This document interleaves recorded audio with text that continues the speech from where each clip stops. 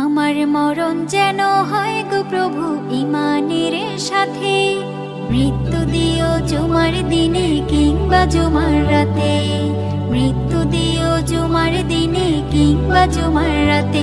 আমার মরণ যেন হয় গো প্রভু ঈমানের সাথে, মৃত্যু দিও জুমার দিনে কিংবা জুমার রাতে, মৃত্যু দিও জুমার দিনে কিংবা জুমার রাতে।